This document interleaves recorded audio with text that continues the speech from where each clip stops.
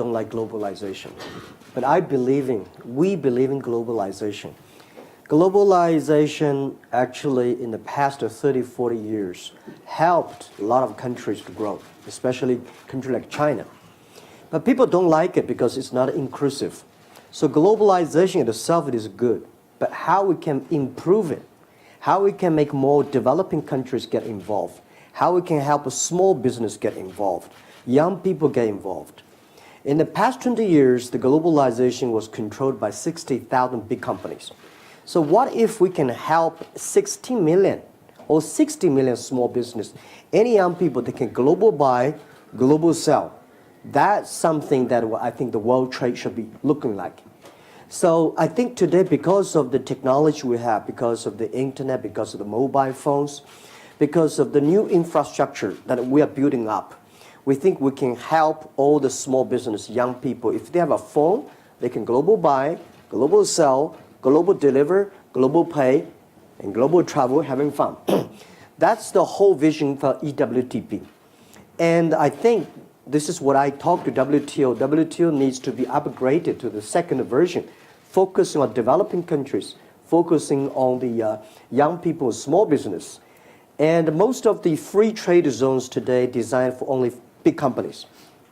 We think there should be free trade zones for small companies to import and export, 24 hours clearance custom office. And if you are below $1 million US exporting to the other countries, should be totally tariff-free. And EWTP refers 4 T: training, trade, technology, and tourism. So making sure that, because the whole world is expecting a new form of globalization. I don't think, the model in the past 60 years that all the government make decisions how to do business and the business follow.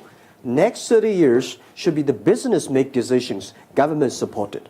So this is EWTP, it's a private driven, and that's why we go one country after one country to convincing the country has the vision, the convincing the government has the wisdom and the courage to support the young people, small business. This is the whole vision. So one person you have convinced is President Kagame. You've signed up for this.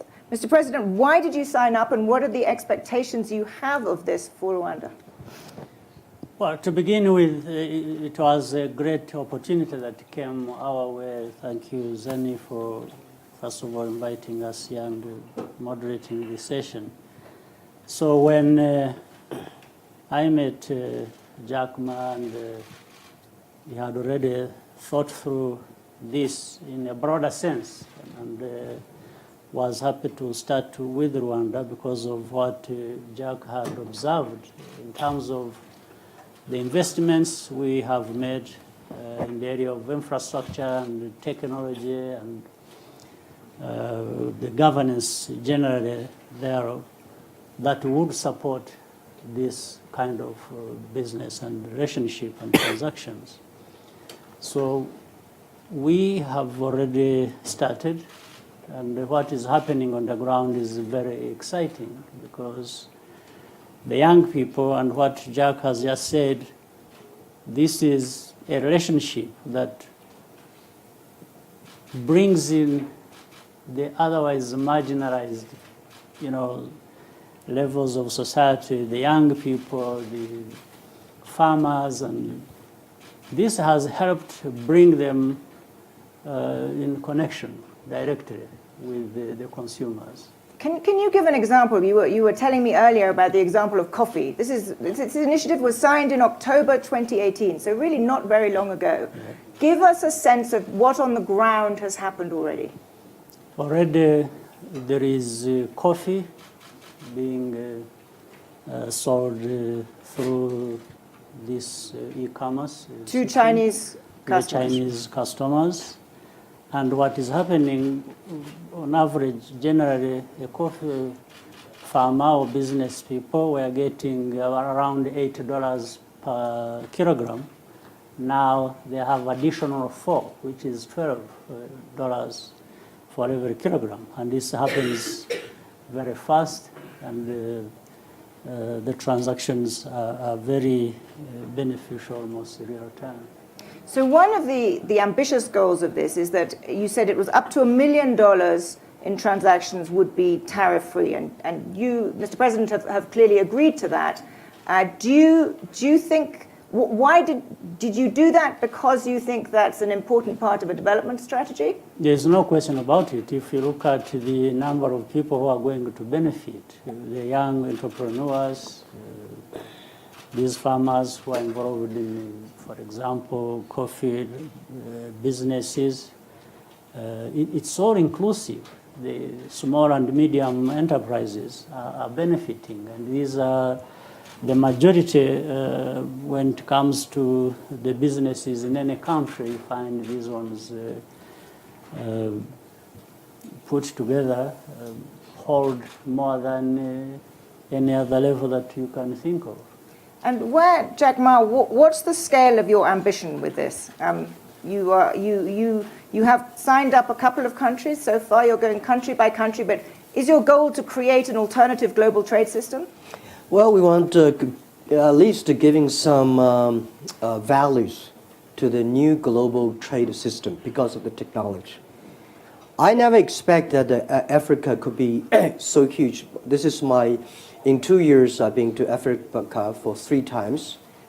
And when we started to sell the coffees, 2,000 packages of coffee, we put online, and within 3 days, all sold out. And I said, wow. And we even did not have a lot of promotions. I giving the package, some coffee to my friends. They tried it, and they said, Jack, where did you get this? I said, you guess. And I said, Luanda. I said, are you really? Then we think this year, at least for coffee-wise, we can sell 120,000 packages. And for those young people, when they have mobile phones, not only for computer games, not only for making phone call Twitters, they should do business. So that's we think will be covering all the countries. So let's posit you're successful, and this grows and is a big part of trade. It's a lot of countries. Mr. President, would you worry about having a trading system focused on one company? Well, before you worry about that, I am happy that what is happening is more inclusive on the other side of the beneficiaries, where in fact it has more or less democratized benefits in terms of, when I said the small and medium enterprises or other players individually being directly connected with the consumers on the other end and benefiting.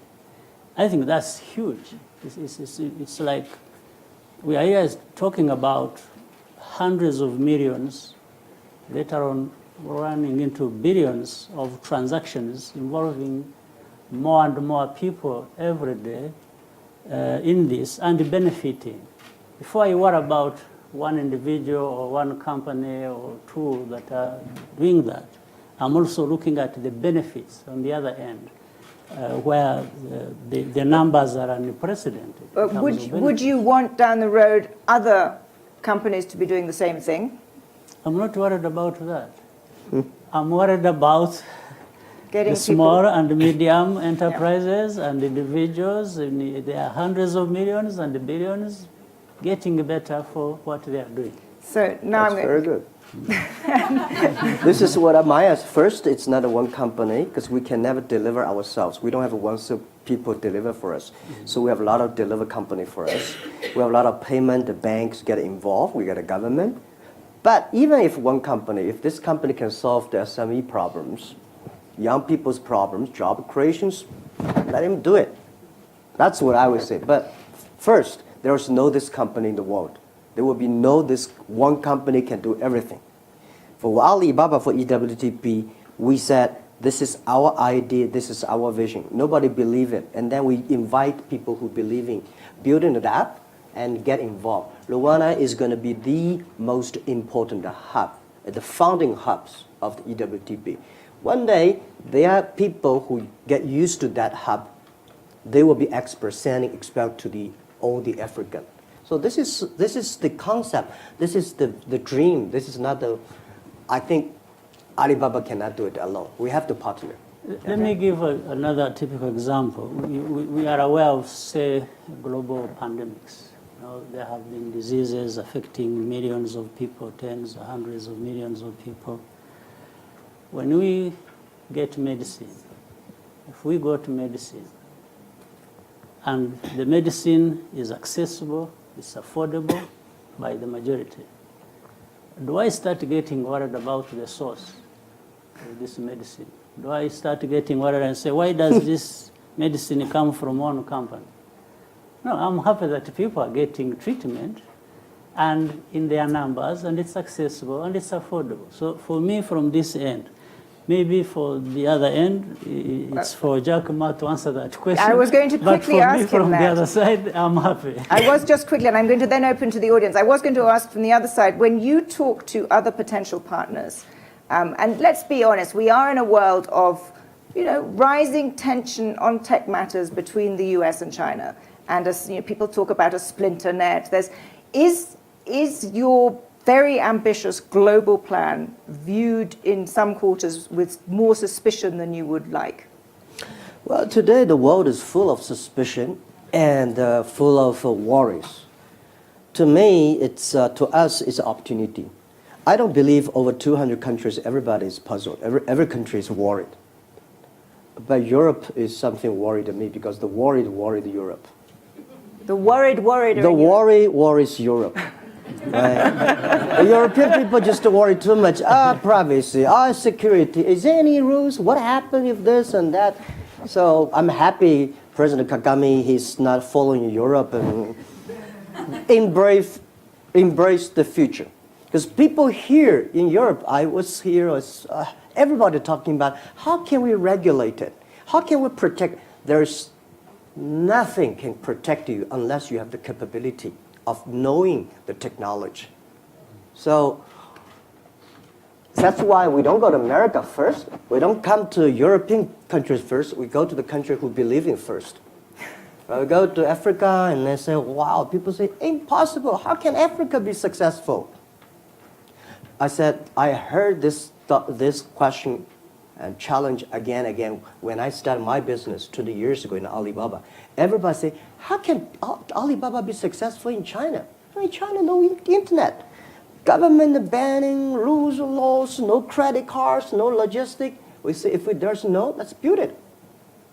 If there's no credit card, let's build a payment system. If there's no logistic system, let's build a logistic system. So we are not fighting for tomorrow. EWTP will never be success tomorrow or today. We'll probably succeed in 10 years, 20 years. So we should have, if you have a patience, and we believe if you really create value for the others, more people will join in. So this is always we believe. I have lots more questions I'd like to ask you, but I think I'm going to open now to the audience. Yes, gentleman here, second row. Hi, my name is Could you briefly introduce yourself and keep it brief? Hi, my name is Youngmin. I'm global shaper from Korea. Personally, I'm working for Google. I have many questions about tech industry happening right now. As you know, as digitalization is accelerating, we produce more and more data. But the thing is, the data itself is collected and centralized to specific country and specific company. So how can you solve this data centralization issue? Thank you. Data center. Centralization. Do you want to take that or should we? Yes, very briefly, and then we'll move on. Yeah, I think first, everything we worry today will be solution. If we cannot solve it, somebody will. If I cannot do it, my kids will do it. But if you don't do it, then there's no problem, there's no hope. So I don't worry about that. Most of the government today worry about the data, privacy, security, centralizations. It's just the beginning of the data period. Give another 5 years, you will find things will completely change. Thank you. There's a lady here at the front row.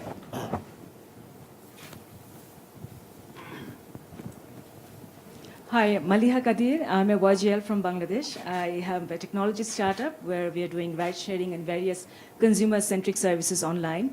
So I'd be curious to hear about your experience from the early days of China. If there's one factor that you had to pick that really spurred consumer adaptation where the hockey stick came, what would that be? Well, unfortunately, at the beginning of Alibaba business, no people come to buy. A lot of people come to sell. And we buy all the garbage they sell to tell them it works. And then more people start to sell good things, and then the system goes. Very important is making sure, because first I remember the first month, we saw a lot of sellers on our site, and the things that we don't know what, nobody will buy them. So we buy them because the price was low, they're testing, so we buy them, put in the other room, we never open it. And then people say, wow, it really works. And hence the system start to work. So, and then you improve your products, your services, there it goes. Thank you, very concrete. Yes, lady there, the check jacket, yeah. And then. Hi, I'm Erish from the Bahrain Development Bank. I just sort of have a comment and maybe just sort of a curiosity to say that in regards to being afraid of just one company, I think there always has to be the first person that does it, and then I think that there may be other platforms will follow. I think the other point is that in terms of, is there a plan of integrating? For example, you said you can't do it all up yourself. Would there be a plan to help create those side businesses that can help support the platform in Rwanda? And is there a plan for that from the way you're coming in your experience, or is that just going to come organically? That's a very good question. We are very sure EWTP should be an ecosystem. We are building up a platform, so bringing more people. Luckily, we have President Kagame's courage and say government will do anything to support their own Rwanda's young people, small business, and custom office, all the things. And then the next step we do is to do a lot of training. We invited and actually President just sent 20 very high-level Rwanda minister levels to come to Hangzhou, our base. That we're training them for 1 week. And the other job I'm doing is that we are accepting 500 entrepreneurs in Africa in next 3-4 years, and then sending them back. They're the seeds. They're going to train the trainers. They know how to do business. And then we will also encouraging all the logistics company. The other challenge that probably I will discuss with the president later is about how we can. There are over 40 or 50 countries in Africa. Every country have a board and rules, and how can we do the transport logistic freely, right? So when we arrive in Rwanda, it's okay, but how about the Rwanda go to Kenya, and Kenya to the Ghana? This is a great opportunity in the world, in Africa. 1.2 billion people. They need the things to move fast. This need the government coordination. President Kagame, maybe you'd like to add to that, Yes. both on the complementary policies and this really important question of how this works across African countries. Yes, I was going to come to that. If you look at the e-commerce as has been working, and you see, for example, that the online transactions, Africa benefits about $10 billion, and yet these are trillions of dollars on the market. So there's a lot of work to do. There is a lot of growth space to be undertaken in this, because it involves about 20 to 30 million people in Africa, yet there are billions across the world. So we need to grow that, both in terms of money and the people who are using that.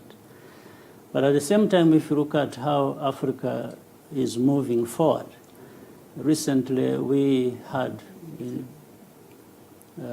agreed and signed African Continental Free Trade Area, which covers 44 countries of 55. So that's good progress. Yet we are yet to consolidate the 44 countries sort of customs union. But that has implications, and therefore, these transactions, as they happen, are playing into a much bigger market. And recently, there's also another move to create a single digital identity that will bring in all Africans and have standardized policies to do with that. All that serves these kinds of... Helps to make that much easier. It makes it much easier. So already things are happening within countries themselves, but then across Africa. So the end goal would then be a free trade area, particularly for small businesses, done with digital identity cards across Africa. Yes. That's a pretty bold goal. Yes, lady here, second row. My name is Funega Munchane. I'm a young global leader from South Africa. Two questions. Firstly, just to confirm that while at the beginning the flows would be between Africa and China, that this can end up being a platform that helps Africans trade with one another. The second question to President Kagame, what advice would you give to other presidents on the continent who might be reluctant to join the platform? Yeah, so first question, yes, it is from China to Africa first, because China has 1.4 billion people. And China, I convinced my ministers and prime ministers, just give us some chance to test, right? So they say, all right, this is the first time they give us the experience to test. So we import more from Africa. But every hub finally will connect. So we have a hub in Africa, Rwanda. We have a hub in Belgium. We have a hub in Malaysia. We hope from Rwanda to Malaysia to Belgium, in the future maybe Thailand, we'll also do things like that. And then there will be more hubs in Africa. And then Africa internal can go. All the hubs will be connected. That's the plan. Yeah. Mr. President, what would your advice be to perhaps more reluctant presidents? No, I think the best way to approach it is to, and maybe to deal with any other problem like that, is to show people what they benefit by doing certain things and what they lose by not doing so. This is the only thing we can do. There's another, and I'm sure all African leaders and other Africans want what works for them, what can benefit them. I think there are many cases we can learn from before where Africans have come together and have agreed to do certain things because they know that is what the Africans want and that's what benefits them. So I think the discussions are already ongoing. This is why in forging an African continental free trade area, there were discussions before that. They understand the implications, they understand the benefits. So that's why so many signed up. In a single day, we had 44 countries of 55 signing up to that. The others, I'm sure, will be coming on board. Maybe they have different issues they have to overcome as we get along. So it's not that we wait for everybody before we move forward, but we move forward with those who can and want to move forward, but we keep trying to show the others that if we moved together, these are the benefits. If we don't, these ones benefit and these ones don't. So that's what we are doing. Thank you. There was another question here. Yes, lady in the second row, and then gentleman in the third row. It's actually a question to both of you. I'm from India in healthcare, but it's not related to this. Jack Ma, what would be, I love your vision and you make it sound so credible possible, but what is the country risk, the political risk, and that's what I would ask you also. Suppose, at the next president doesn't subscribe to this, that's one, and I think that we've seen that in India, that opened up e-commerce and really adopted it, and all of a sudden, the pressure of the local traders that said, this doesn't work for us, and all of a sudden they've changed the rules. So what happens at that time? Great question. Jack Ma. Well, that is why I'm quite busy flying around and meeting all the presidents and PMs. And my colleagues say, are you a business people or are you a politician? You're talking to everyone. In Africa, the hope for every developing countries, the 4 E, I say 4 T's and 4 E's. E, first, You have to have education. Every country from now on have to think it through, that the current education system that we teach our kids will not be able to create jobs for our kids in the future. Because robots, artificial intelligence, they will be much smarter. So everything you teach the kids how to remember, how to calculate faster, is gone. So the education. Second E is entrepreneurs. We have to have a lot of entrepreneurs who believe in the future. And the entrepreneurs believe in the future than most of the other. If they do not believe in the future, they will never become an entrepreneur, right? The next is infrastructure, not infrastructure. We should put electronic infrastructure, right? So making sure that every young people can be able to reach the internet. It's as important as the, and the fourth is e-government. We are pushing government on the internet. So I met over 20,000 government officers 2 years ago, 1 year. That's just like I'm meeting government officers every day. My job is I don't want any policy, anything, just this is the way we do business. And then you see the young government officers, they started using mobile phone, they think it's good. And it will come.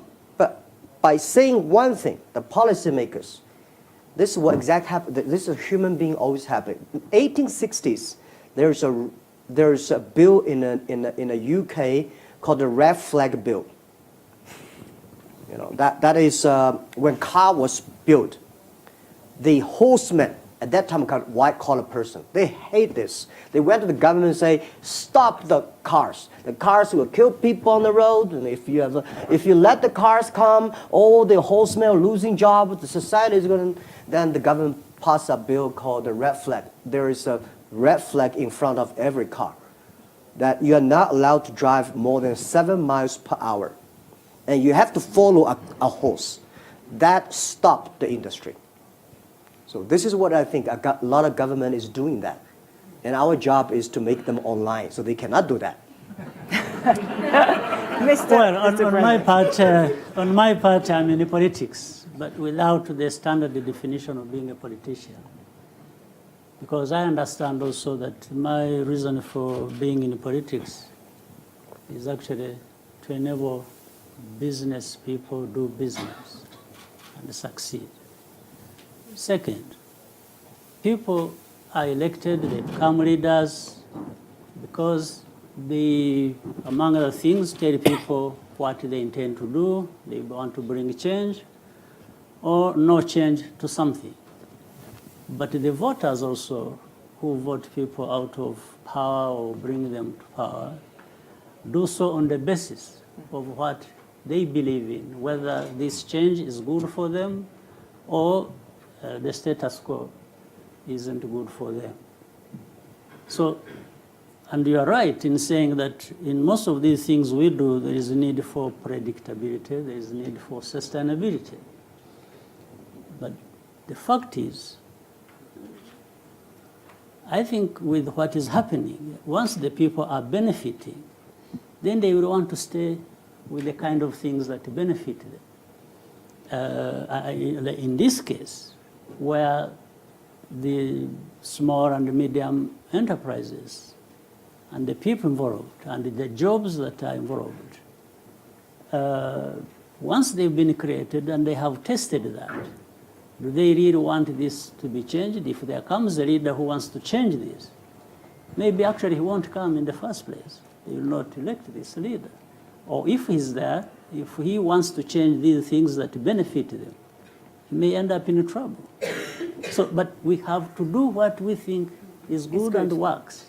And yes, this is an extraordinarily bold initiative. I know there are lots of other questions. I'm so sorry we're out of time. So unfortunately, we have to leave it there. But at a time when, as you say, there is a lot of worry in Europe, it is great to hear of such a bold and ambitious strategy. Thank you very much, Jack. Thank you. If you would just wait and let our two speakers leave, that would be great. Thank you. Thank you.